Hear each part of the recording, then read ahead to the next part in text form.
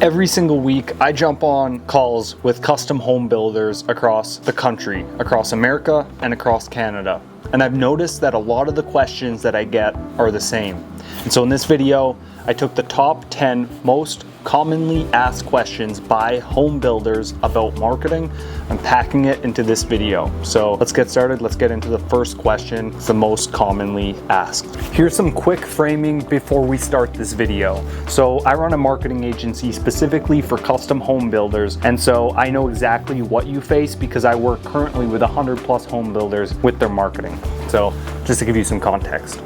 Question number one is, how much should you spend on your marketing? And the answer to that, statistically, by the Association of Professional Builders, is between 5 and 12%. See, if you're in maintenance mode and you're not really looking to scale, you're not looking to grow, but you're looking to retain your current team, I recommend investing 3% to 5% of your revenue. And see, if you're in growth mode and you're trying to grow your company by 20 to 30% year over year, you should probably invest 7 to 10% of your revenue back into the marketing to invest in getting future customers. And look, if you're in aggressive mode and you're trying to grow or double your company in 18 months, then I recommend investing 10 to 20% of your revenue in investing in getting new customers. But here's the number one thing that matters for how much you should spend on your marketing, is it's not actually a percentage.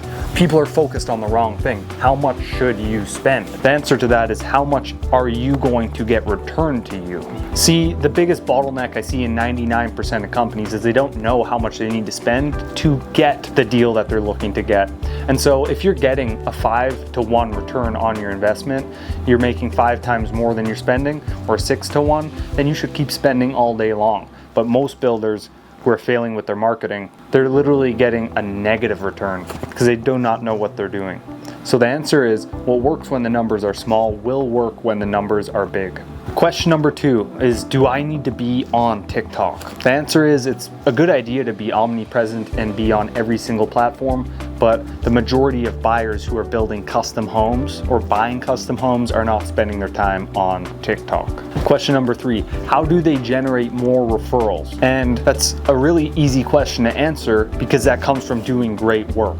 And then most people just don't know how to ask for the review. But the biggest thing is, you get referrals from people who rave and rant about your company. So asking simple questions to the people you finish work for: do you know anybody else who would like to build a home? Oh yeah, my cousin, my aunt, my sister-in-law. Okay, good, let's go. Question number 4. People have spent money on paid ads like Facebook, Google, and other platforms, and they say, why are my leads so bad? Question number 4. This is what I hear from 90% of home builders. They say, my leads are bad. Let's break down quickly, what is marketing? Marketing is getting people's attention and getting them to react to your advertisement by paying money to get in front of somebody, and then you're creating the ad so that they can react to the ad to get them into the next phase of your funnel. And the reason most home builders say their leads are bad is because to sell a $500,000 or $5 million build is going to take building a relationship. And the average sales cycle, or the average phase that somebody's in research mode when going to build a home, is anywhere from 3 to 18 months is the research phase.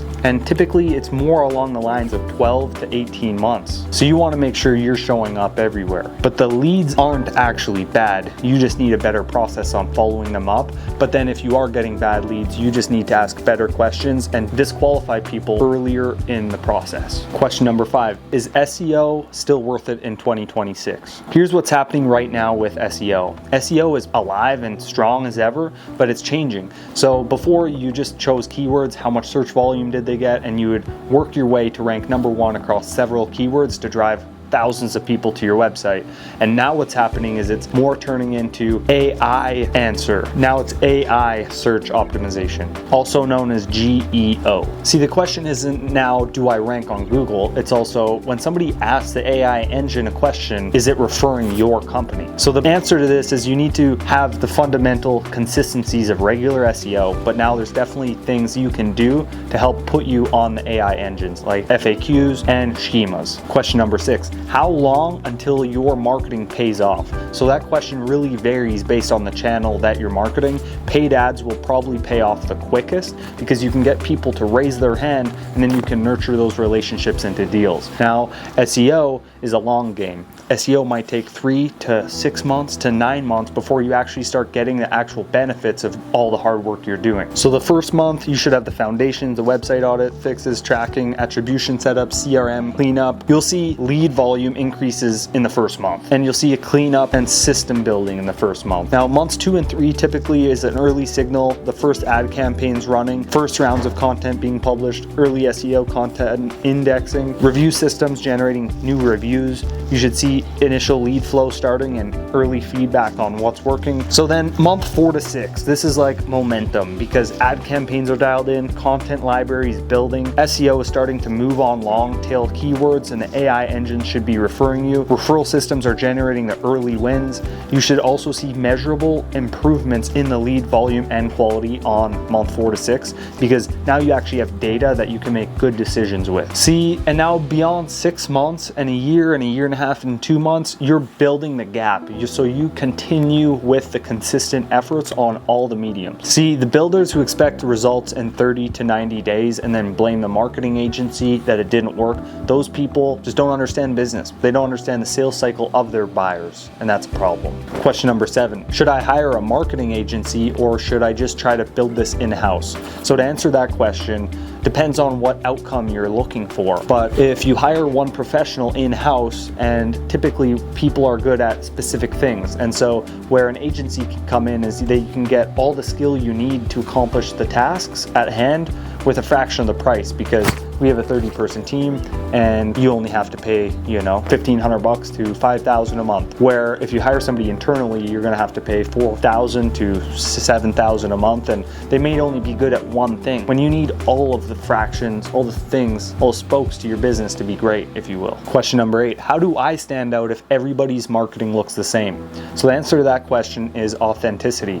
Most people who run home building companies are owned by an owner-operator most of the time. And even if it's a huge company building 200 homes a year, you can have people on the camera. The biggest differentiator is the people, because people are the business. If you hire a great company, the company's only great because it has great people. So the differentiator would be sticking to your brand guidelines and then putting your face on the camera because people trust people more than they trust companies. Question number 9, how do I get the highest quality projects without the volume of leads? The answer to that is referrals. You should only rely on referrals.